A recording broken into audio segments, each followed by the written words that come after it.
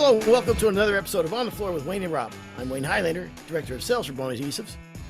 And I'm Rob Johnson from Bona Training. And we have a special guest with us today. Oh boy, do we ever. Yes, sir. I've been waiting to do this for a long time, and I'm glad he could finally make the time. We have Matt Garcia with us here today with Craftsman Hardwood Floors. How you doing, Matt? Hey, I'm doing great. Good. Just as by way of introduction, Matt is I know he's a third generation hardwood floor man. He's from California, who now works has a business in San Angelo, Texas. That's West Texas, right? Yep. Yeah, we're right in the heart of West Texas. Yep. And as my old boss used to say, in this life there are passengers and there's drivers, and in this industry, you're a driver. You have your hands on a lot of stuff. I see you on social media. You give back a lot of knowledge, and you seem like you have a thirst for knowledge of working on your business as well as the craft. Certainly on the craft side, you've got about the highest ladders you can get because brace yourself for a minute here, Rob. No, here we go. Wait, are you talking about the first time we met, that glorious moment? Well, that's true. For a lot of people, that's the case. But Rob, he won a floor of the year. Cue the music. Good. So, I hear the music. Can you hear it? Actually, I don't know if I can hear it. I think you can only hear it if you've won it. Oh, he won it. Yeah, I know. Yeah. You won it. He won it. Yeah. Well, that was the first time I had met you in person. Rob was actually waiting in line so that we could receive our trophies. That's the first time I met you in person. Did you guys won the same year? Yep. I think it was the same year. Yeah. Yep. And whenever I ask Chris to cue the music when another floor of the year winner wins, I have him turn the volume down a little bit lower than Well, they can leave it up since we had both won in the same year. That was an especially tough year to win them too. So I mean, Well, I'm glad I wasn't in your category, so it made life easy for me. Listen, the reason why we have you on today is you and I were talking, and you said, "Gosh, I just came out with an article. Maybe that's something we ought to talk about." And it's breaking the tradesman's curse using processes and workplace culture. We're talking about workplace culture and employee retention and stuff like that. So why don't we first start with what is the tradesman's curse? The light bulb went off in my head. I had read Profit First for Contractors, and they talked a lot about how so many craftsmen do really great work, and they produce a phenomenal product. I mean, their clients are happier than the average person. They're exceptionally good at what they do. And so they say, hey, I should start a business. I'm doing it better than everybody else, right? So why can't I be the person that, makes the sale and, sells the product and has people that can do the work and, I can build a business on it. And even E-Myth is another book that, goes into great detail about that same phenomenon where people that are really good at what they do get into the business of doing it because there's a great opportunity. I mean, if they could duplicate what they did, they're going to have an amazing business. But usually what ends up happening is they realize it's a lot less about what you produce than how you make it happen in the first place, like your team that you're building. And it's just a totally different skill set than the actual craft itself. And so for me, it pinned me. I mean, it was a dead ringer for where I was at because I had passion for it. I loved it. Really what my driving motivation was, I always had an employee or two, but I wanted them to be extremely successful, and I wanted to be successful. And I had a lot of clients. We just couldn't get to all of our clients. So the natural next step is to expand. And so, that was a big motivation of mine was, okay, how do I make this work? Because it's not all roses on the side of my business. I was one of the guys, and this happens, and this is the epitome of the tradesman's curse, is that you expand and it gets overwhelming and it gets a headache, and you push and you push and it just does not get better. And then you fire everybody and you go back to square one until you can muster it up to try it again. And for me, it's like, wow, like this is a known phenomenon. Like this is not something that it just happened to me. This is something that there's answers to. So that, I mean, that's really where that came from.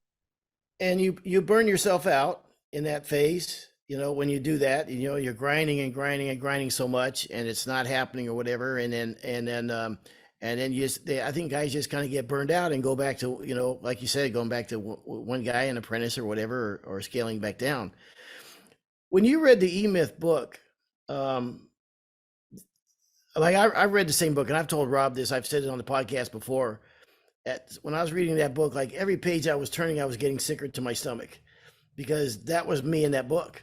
I mean, just nailed me, man. And that was one of the most eye-opening things I've ever read, and kind of changed my direction as a floor guy. Yeah. No, that's exactly where I was. And I had discussions with my wife where I'm just going, it works so great, you know, when it was just me in one crew, basically. And I'm like, why is it such a struggle, and why are we having such a hard time making profit now that we're 3 times the size? Mm-hmm. You know, it just, the math quit working, you know. Yeah. And it's that's where I'm stubborn though, and I like to problem solve. And this probably was the biggest problem I felt like I ever tried to solve in my life, probably, just because I mean, some people are just naturally gifted at business, and I felt like I had a knack for it, but at a certain level. And anything beyond that was, you know, really it's my team. Like I cannot keep up with the team when the team outgrows me, basically. And it's like at that point I had a showroom, and, you know, I had all the infrastructure and a lot of money going out, and, you know, salespeople, you know, I had my mom to be a salesperson. And I mean, there's so many people that were riding on me figuring out how to make this thing work. I mean, just lots of families and you know, and I'm just, the pressure was just like, oh my gosh. And it's just, I mean, I spent about 2 years getting coaching, getting mentorship, getting, you know, I hired coaches, I was in masterminds and all. I'm just like, I have got to figure this out. I'm going to die on this hill before I let this go to crap, basically, you know? And that's where I just started realizing, wow, like, I mean, what I hope to be able to do, you know, I might be that guy that's just on the soapbox my whole life, but is just say, you know, like, let's create a better way. Let's create a new standard. Like, let's redefine what success is like in this business, because I've been studying other trade model, like there's just, you know, HVAC, plumbing, electricians, there's some really great plug and play models that if you really dig in, you could tap into a lot of tools and resources that you can start building out your structure. And for me, I'm just going, oh my gosh, like this is what I need. And you know, so I'm building that for my company to be successful. But honestly, I just want to spread that spark, you know, of like, wow, no, there is a better way of doing things. It's going to take a mindset shift. And it's going to take some effort, but we can create a new normal for this industry. I mean, I fully believe we can. There's so much opportunity, I feel like, in the wood flooring industry. I mean, think about when they take polls, wood flooring is the #1 most desired wood floor that people want in their forever home, right? And how many of those people are not getting that? They're going to vinyls and tiles because I feel like they're not getting sold like the value of it. You know what I mean? Like the whole package, you know, like just the way it's presented, the beauty. I mean, I feel like it's just, I mean, for us, it's become a no-brainer. You know, nobody's really trying to go for that market anyways, as far as like really selling it. And you see the companies that they do, and they're super successful. Yeah, no question. And I mean, there's just more and more articles keep coming out. In fact, a couple I read in the last couple of days about the quality and the value of hardwood floors versus one of those plastic floors and what have you, and the you know, the sustainability and everything that goes into that, and the lifetime value of them. I mean, it's a no-brainer. But so I got a couple questions for you, and I know Rob does too. you said you hired a CFO, like a coach. And how was that for you? And because I would think that when you do that at first, it's got to be like, oh shit, shoot, I'm opening up my business to somebody. That's pretty tough to do, I would imagine. But so when you kind of explain that process and what benefit, if any, that you got out of that. The way that happened is we hired a bookkeeper, and they could do taxes and things like that. And once we really saw what they could provide for us, we went for the full package. And a little bit after we had done that, they opened up CFO coaching. And I'm going, wow, like they handle our books, they do our taxes. I mean, what better person? And we had meetings with them, and the guy was just had a great business sense about him. And so I just said, hey, we need this. Like we're doing a lot of revenue for the profit that we're receiving. And I need to get vulnerable and just say, hey, I don't care. Just tell me what's going on. Like, hand it to me. And he is a very no nonsense guy. I mean, he is straight to business. Right. And so, he opened up all of our books, and I mean, he looked at our accounts receivables. He asked us a bunch of questions about what was going on. And I mean, he gave us some homework to do. He's like, hey, you guys are reactionary. You guys, you can't predict what's going on. And on top of that, he basically told us, hey, I work with all different types of business, construction and retail and technology company, all this kind of stuff, right? And he goes, construction is the most difficult type of business to cash flow with. He's like, you guys just have a different level. He's like, think about me. I get paid in advance for all my services. Yeah. I don't have nearly a cash flow service. You guys are expected to do so much and, get net 30s, and then they laid on top of that. And then, you know what I mean? And, and then you're trying to buy inventories and things like that. And so he basically he said, you have to game it in your favor. And so we, redid our contracts. We got as much upfront as we could. We got net 30 up with our distributors.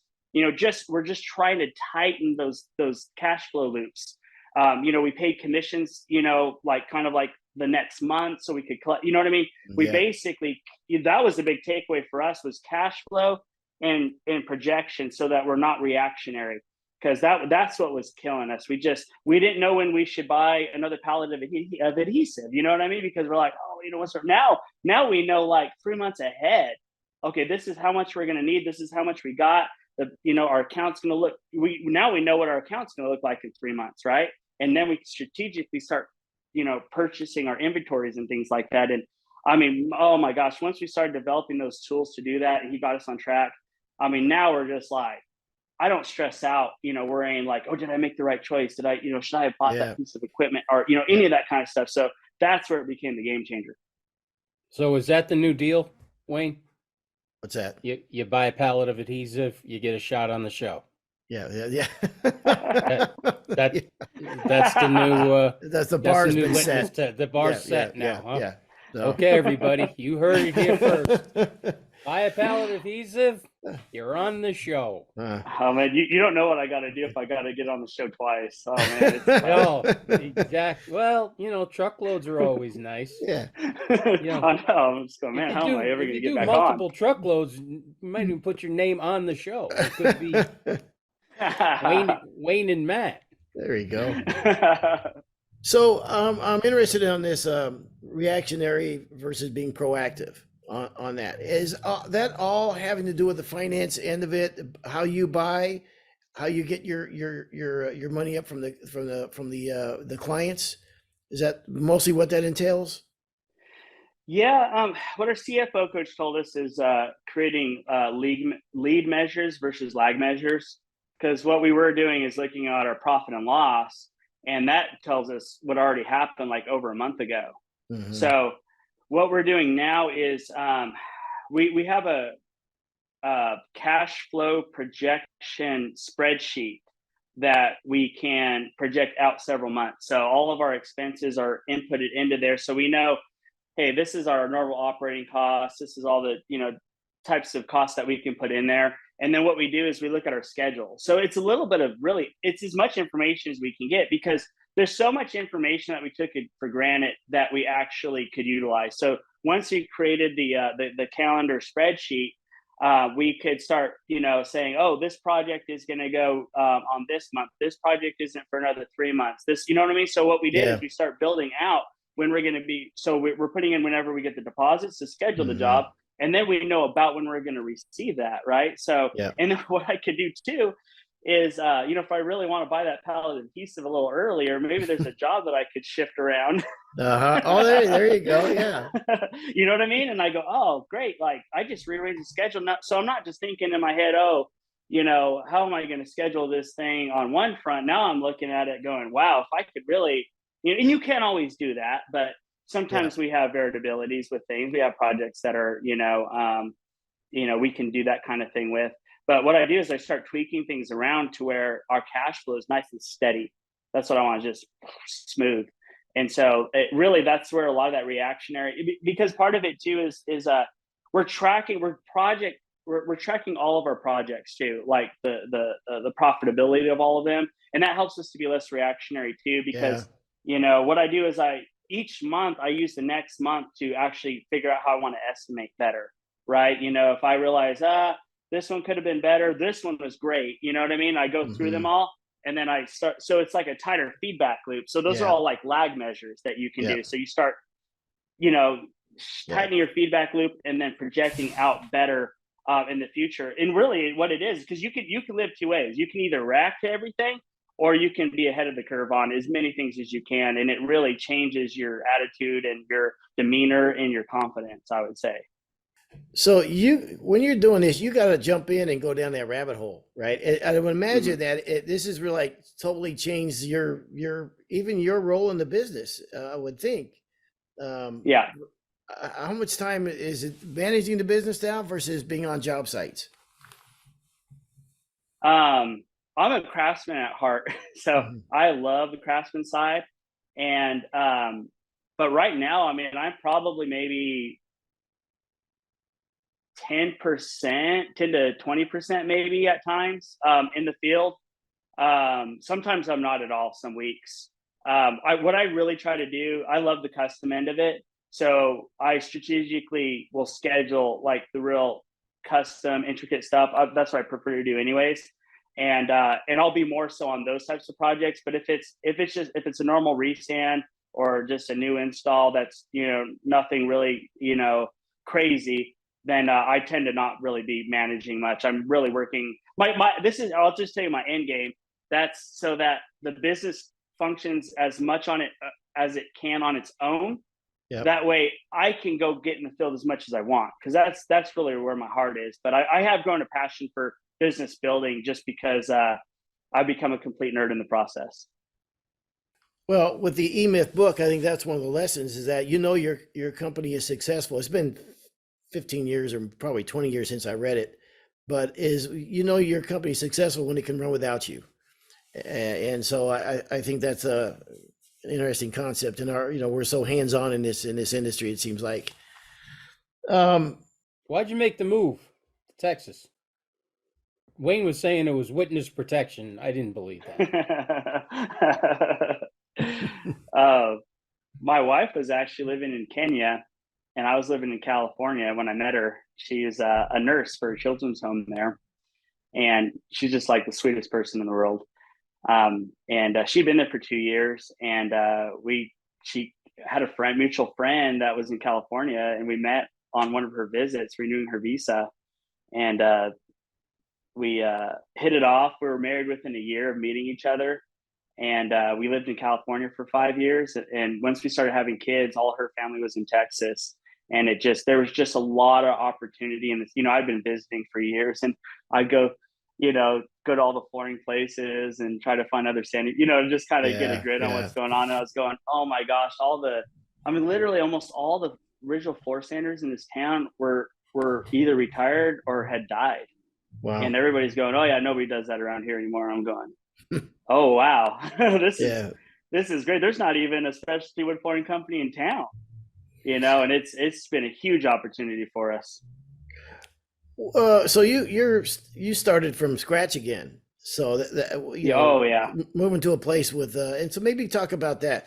And the reason I ask you this question is, you see people moving around a lot more, and with COVID and everything, people are moving all over the place and starting up in different areas. So maybe talk just a little bit about that, starting from nobody knows who I am and I'm putting my shingle out. Total gut punch. I mean, like, so I'm third generation on the install side. I'm actually very new, relatively, in the. I've only been sanding and finishing for about 9 years or so. I've been around sanding finishing. I had uncles that did it and stuff, but my dad, he just did install, so that's just what I did. And but we had a great reputation in California where we're at, and so I could ride the coattails of my dad, and I just always had it. I took it for granted how great I had it, just being able, and I was a quality person, so they were just like, "Oh, great, Tom's son, and he's Yeah. producing," yeah, just a gimme. And I got here just thinking, "Oh man, give me 3 months and I'll." Oh Light man, it it up. was a year of taking crap and just people just, "Oh yeah, I've heard that before." I'm just going, "Holy moly, this is what it's like! Like this is the real world here." Mm. And yeah, I was, because I had big dreams coming here, to basically, build full showroom, warehouse, inventory, I mean, all the whole bang. And I'm just going, wow, I need to extend my goal timeline a little bit here.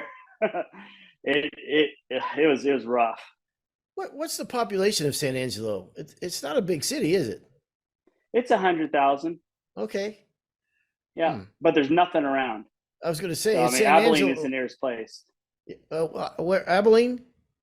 Yeah, and Abilene's about 130,000. Yeah, I look on a map. I mean, there's San Angelo, and there's nothing else around that area. It's very much desolate. Yeah. Yeah, yeah. It's an interesting place, though. We're not too far from the Permian Basin, and I mean, we've done projects for billionaires Wow. out here. Wow. Yeah, and I mean, there's just some extreme Huh. wealth, and I mean, it's not even just from oil. There's a ton of energy and a lot of other businesses in the area, and so it's even though it's not a big area, it's sizable enough, and there's enough affluence. I mean, you wouldn't know it though. I mean, you drive through West Texas, and I mean, these Yeah. billionaire homes, you can't even see them from the road. I mean, Yeah. they're massive ranches and things. It's just it's honestly blew my mind when I started realizing that. Wow. Um, so in your process and everything, how do you balance also the quality versus production? The quantity Yeah, of work that you're doing versus the quality of the amount of work that you're doing. yeah. We created a performance-based system, and one of the reasons we did that is because our productivity was really low and our quality was very high. And I had always been a subcontractor, and I just intrinsically was wired to, do quality and produce at the same time. I mean, that's the best you can do when you're subcontracting. And my employee, I had trained all of them on hourly, and it would just kill me.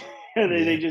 They honestly just did not get. They've always been on hourly with me, and so we basically now we do. They do get an hourly wage as an employee, but we have a bonus system now that rewards on productivity. And so for us, we just needed productivity for the most part. Like we had such a quality culture, which is a little bit Yeah. opposite of what a lot of companies have, but that's what we incentivize. But now that we've been running that performance based system, which I mean, my employees are just, I mean, they're making more than they've ever made before. I mean, we paid out like $15,000 in bonuses last month, Gosh, that's and one fantastic. guy got like, yeah, one guy got $4,000 on top, and that's on top of their wages. And he went out and bought a new truck. I mean, I've just never seen my team so. And granted, that was a unicorn project, like, Yeah, but still, but that's it just showed. And honestly, it's set up to where if they get a bonus, that means that the company is making more too. yeah. So I Okay. can confidently know if I pay a bonus, they earned it through efficiency and productivity, right?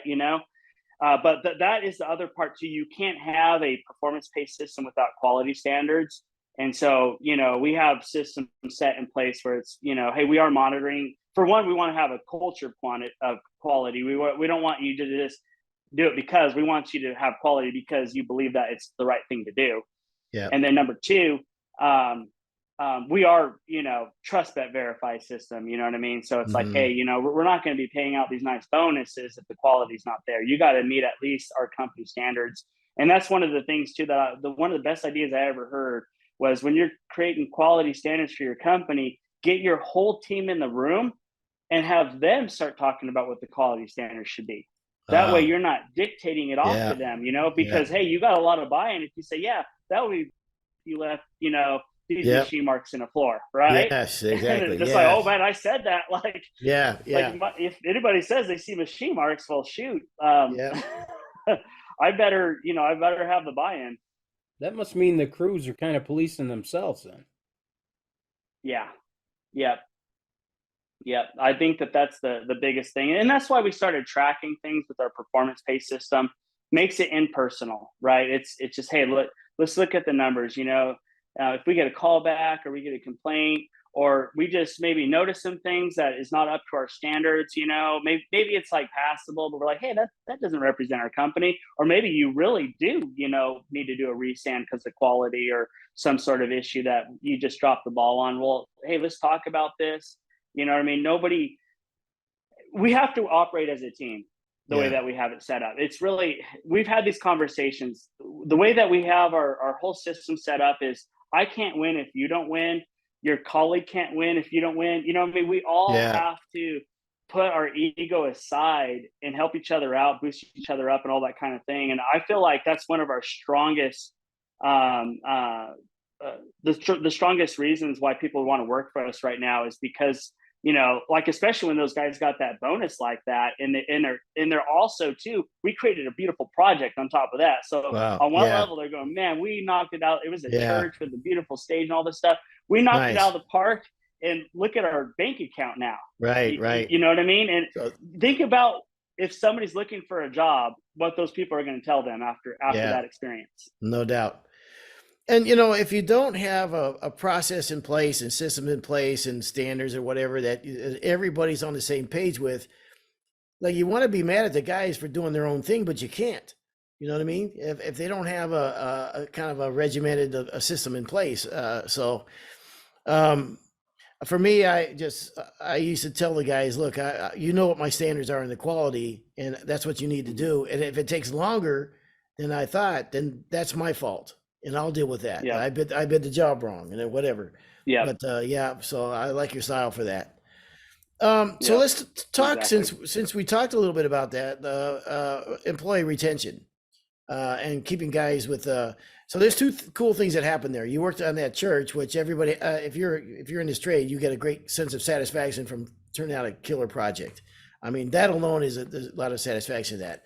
And then a bonus structure too. I imagine that helps with your retention rate.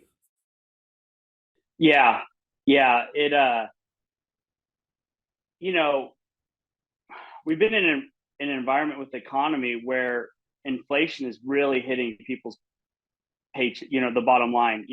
They're might be getting the same pay or maybe a little better, but everything's costing so much more. So I mean, we're all feeling it, and that's when I'm going, I have got to put more money in these guys' pockets. But the problem is we just weren't making the profit, to justify it. I mean, there's no use in paying them more if we're going to, not make it, right? And so that's, with that system, it gave us that stability and allowed them to succeed. So basically for our retention side of it, we're telling a story, right? Like I'm transparent with the guys, like we struggle to make payroll at times, you know what I mean? Like, but I told them, I'm fighting for you guys. We're going to figure this out. Like, I know that there's a lot more when I could manage things on my own, we were a lot more productive and we still had high quality, right? So I knew it could happen. But a lot of my guys were starting to tell me, which blew my mind, was they're basically telling me, I don't know what produces the most value for the company. I'm just going, like, how would you not know that? Yeah. And I started realizing, well, they get paid by the hour. You get what I mean? Mm-hmm. And it's like they don't really know. So like part of what brings value to the company is quality and things like that. So I believe that employee retention has to come from that culture. So Yeah. I'm kind of like roundabout getting back to culture, but a lot of those things that we implemented changed attitudes. It changed their motivation. They're looking out more for each other now. Um, in part of it too, it's not like we're just high-fiving and you know you know what I Yeah. mean, and Yeah. kumbaya on the job.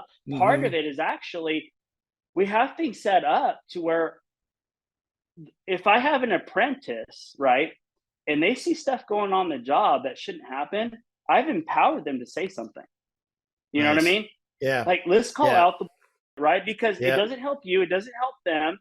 Yep. I'm transparent with my numbers, right? I could see it. Yep. If there was like something not right going on, like actually one of the guys was having a personal issue, right? And he was on his phone and he's doing things like that. Well, it showed up on the bonuses, right? And it was a journeyman and he had an apprentice with him. Well, guess what happened that next month? Apprentice comes to me and he says, I'm seeing a correlation when he gets in these moods or Yeah. whatever, and Yeah. he's doing this and this. This is what happens to my potential. And Right. I have goals and ambitions. And I'm like, that Yep. is the best thing you could have ever said to me right now. Yep. I don't want to have a conversation about how why you deserve all this extra money, right? I Yeah. want you to come to me with like, you're starting to realize what's Yeah. going on here, right? And I'm going, that is a game changer in our company. I just could not believe that. I never had anything quite to that level happen. I'm just going, man, I believe you. I can see it on the numbers.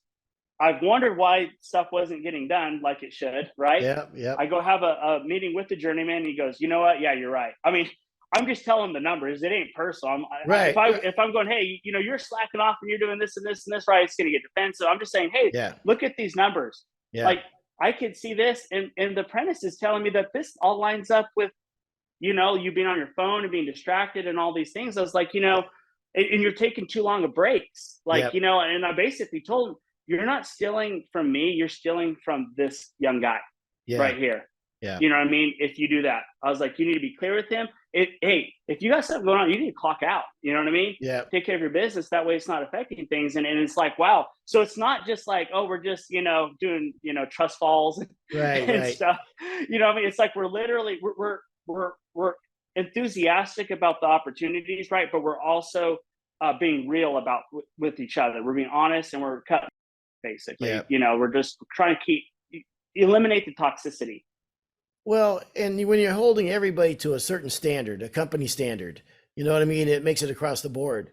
And I actually think it speaks a lot about to your integrity that you'll give bonuses and that type of stuff. And you're trying to look out for your team as well as yourself. I mean, you owe it to yourself. You need to turn a profit to keep the business going. That's just the way it is. You got to keep the lights on. And there's so many things employees don't see. There's taxes and all these hidden costs that employee looks at numbers and they don't see all the 100 things that go against it. So to be able to incentivize them and put a bonus program like that together, I really think it speaks a lot about your integrity and your vision of where the company's going to go. So that's pretty cool. It keeps all the distractions of guys coming to you like, hey, I think I want a raise. Oh, you want a raise? Here's how you do it. Yeah. You can make your own money here. Oh yeah. Yeah. Let's create a game plan. Hey, yeah, I'm all that. Let's get your raise. Yeah, I want you to make more money. Right. Exactly. Yeah, this is how it works. A whole different opportunity. Absolutely. Hey, to get back to coaching a little bit, what was the masterminds group? Yeah, buddy of mine, Kyle Hadeen, with Floor Academy.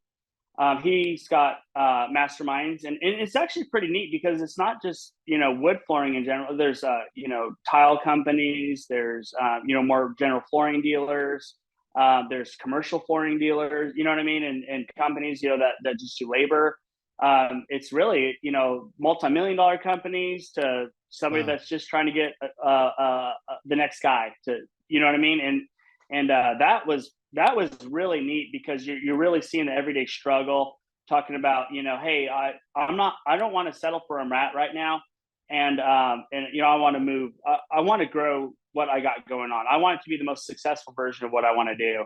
And so that was really neat, because I've done like B&I type stuff, you know, and I thought that was great. But, you know, I really did enjoy being with, it was actually a really good combination doing the CFO coaching and then the mastermind, because I'm going from, hey, business is business, like this, blah, blah, blah, to how is my business unique, like in the flooring world, and just seeing how other people are doing, you know, how are people managing their schedules? How are they managing the stress? You know, how are they managing when they got to let somebody go? How, you know what I mean? And hearing that's just going, oh, wow. Like, okay, for one, I'm not alone. Number two, it's like, you know, I'm getting better every time I take these meetings, because I get new ideas and ways to handle things. So what would you say what advice would you give to a guy that say he's struggling, he's trying to find his way, trying to find a process, trying to find, you know, getting ready to go through what you've gone through in this last several years in this business and what have you? What advice would you give to that one person? You know, I mean, just on a personal note, I would say reach out to me.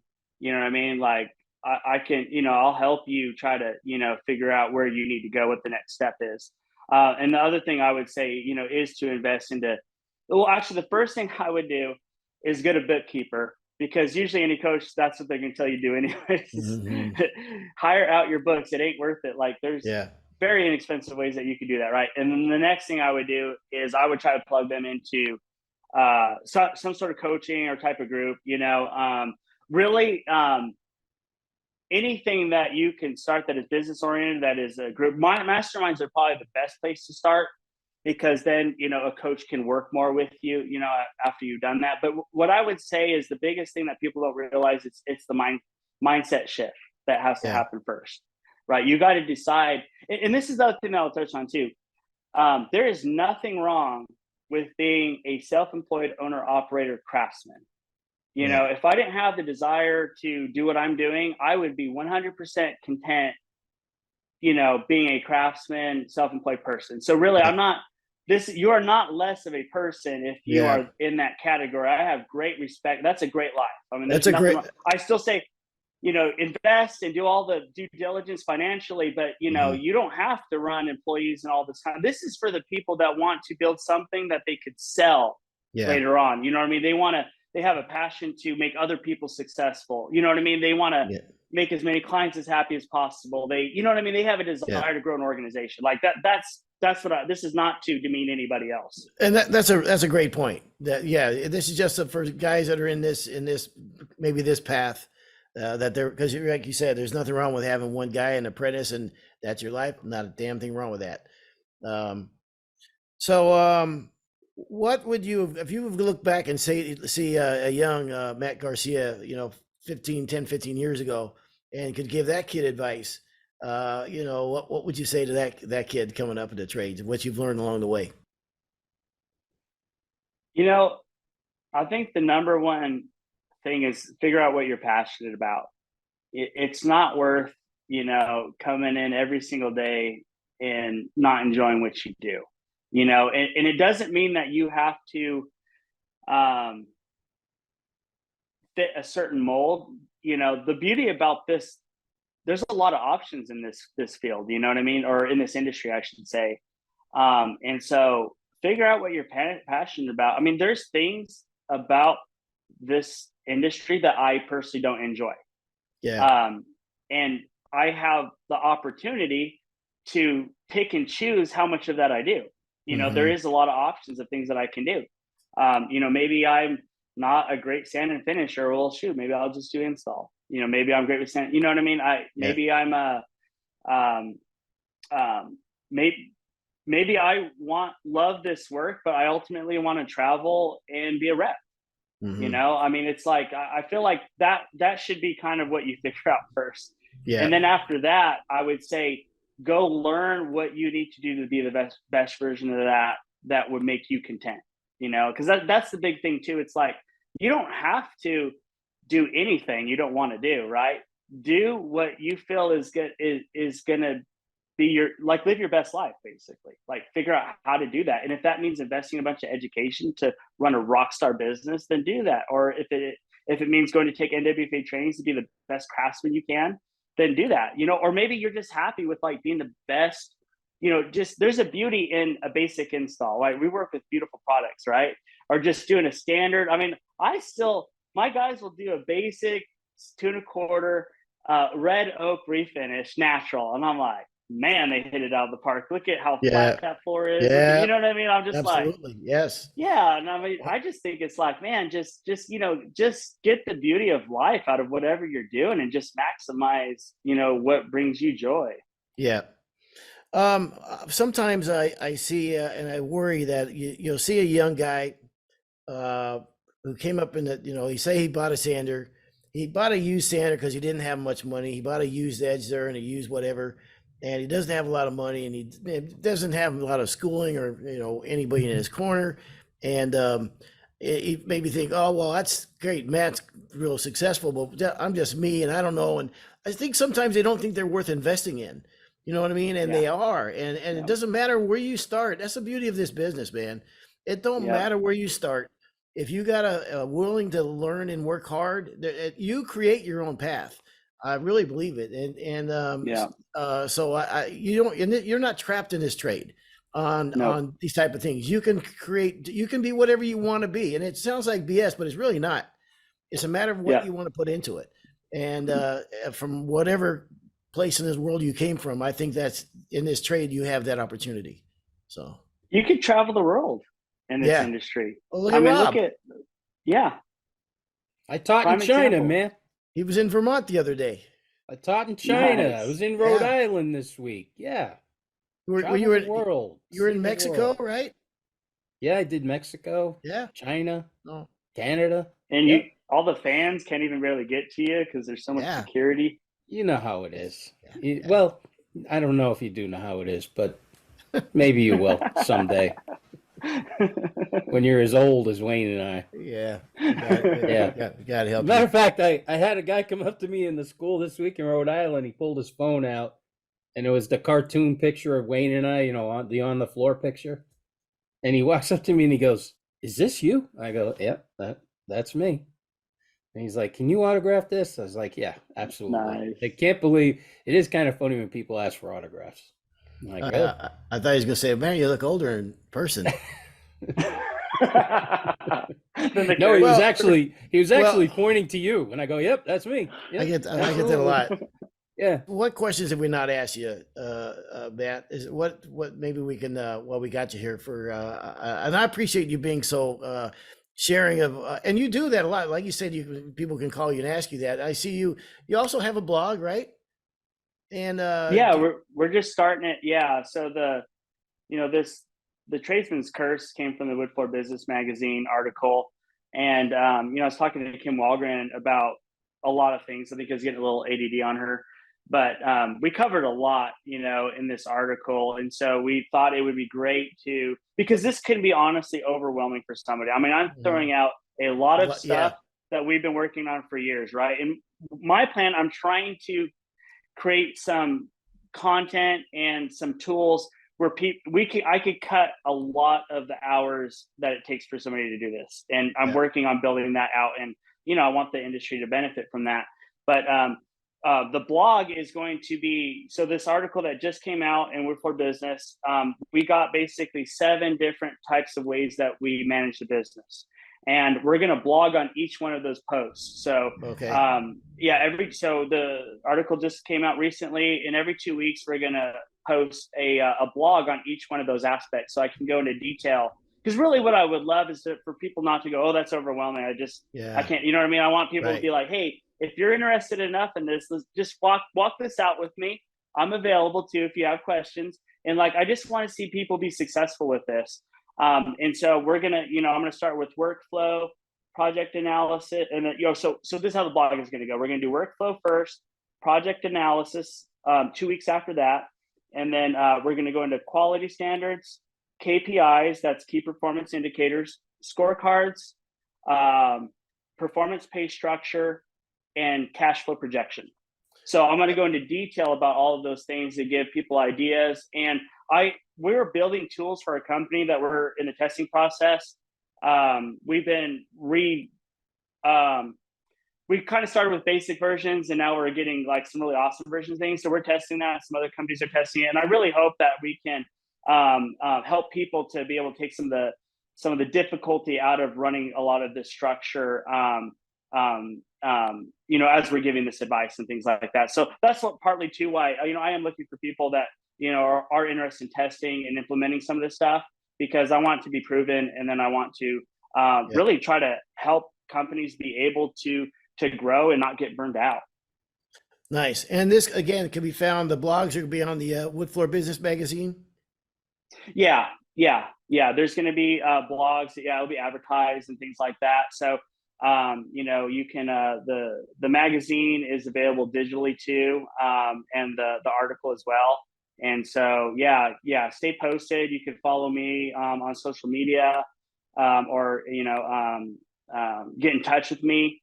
You can look up Craftsman Hardwood Flooring, San Antonio, Texas, and ask for me if that's the easiest way to get to me. But I just genuinely want to see people have more success, because I don't think that we're really capturing all the potential that we can in this industry. It's like, wow, there's so many ways that you can be successful. So I got one last question for you is, so what's the end game? What's the, what is your big picture plans in the industry to keep growing the business? I want to create the most successful business that I can for me and the people around me. And then everything that we learn out of that experience, I want to make available for other people to duplicate. Because honestly, I'm looking at how much time and money I've spent building all of this up. Really more time. The time is money, right? But I don't want people to have to work so hard to achieve the same thing, right? Because like I said, there's other industries that have a lot more plug and play type models for this type of structure. And I'm not just inventing this myself. I am literally copy pasting, borrowing, and adapting it to what we do. And honestly, if it can save people hassle and they can be more successful, I mean, that would be incredible for me. So any way that I can help people in that way, I'm just totally down for. I genuinely care about that and want to see that happen for people. Don't you find when you teach and you share stuff, you learn more about yourself too, and it helps you by teaching? Yeah, 100% now. Oh yeah, I met with 3 guys on a Zoom call. They're pretty well-known flooring companies, about our structure, and I'm showing them our spreadsheets and getting their feedback and things. And it's like, the feedback I got was just like, oh, great. Because one of the guys was like, hey, because I was talking, hey, I want to implement more quality incentives into our structure. Yeah. And I have these ideas and these ideas. One of the guys was like, hey, why don't you do this? And I'm going, oh man, I love it. Nice. And so today my brain was just rattling. Cool. I got a spreadsheet pro that's basically, does all that for me. And I'm like, I need to get him on the phone. I need to tweak some things here. Yeah. Because too, I think it's just motivating for the employees to be able to see visually a lot of that stuff. Yeah. Where it's like, oh, we're actually putting a literal value, a numerical value on the quality that you produce. Yeah. Well, your passion just jumps off the page, man. I mean, it's so obvious to see it, and you'd love to see the we say young guys coming up in a trade. Rob and I are old, so I'm excited. I'm excited for you, man. And I like your style. I love to see this and where it's going to go. And I feel like I've asked a lot of incredibly insightful questions on this interview. And Rob, thank you. Yeah. And thank you, Rob, for being here. Yeah, you're welcome. All right. Well, hey, man, thank you, Matt, very much. Appreciate making the time and spending some time with us. And I'll tell you what, don't be a stranger. I mean, if you have a topic you want to discuss, you're always welcome. So. Oh, thank you. I appreciate it. And I too, I know that this podcast isn't necessarily like to boost Bona, but Bona, when I got in the sand and finish game, I took the introductory course and I had gotten supported all the way through. I mean, I literally went out and bought all the equipment because I'm like, these people had a very low cost way for me to learn this stuff. And I want to do it. And I mean, I became successful very quickly, you know what I mean? By, just following that and getting such great support back. So, I mean, whenever I've had a great experience with that, I don't think I'd be where I am today if it wasn't for that initial. That was the first like class that I ever took that I started to catch a vision for something like, wow, this is great, you know. So I just wanted to let you guys know that, you know, I've always appreciated everything that you guys do with the regional trainings and the centers. I mean, I don't think people don't realize the value of that until they get involved. I mean, it was a game changer for me. And just the fact that, I mean, I've been invited, hey, if you want to try this new product out, like come up here at the training center, you know, and I've been up there a few times and I'm just like, man, that is so neat. I mean, I've been extremely grateful for all of that, you know, in my career. It was honestly a turning point for me. Well, I appreciate that very much. And I have to say to myself, when I went to the class as a contractor, it was a lights on experience for me too, man. So thank you, Matt Garcia with Craftsman Hardwood Floors down in San Angelo, Texas. And thank you for making the time. And it's been another episode of On the Floor with Wayne and Rob. Please stay tuned for another episode.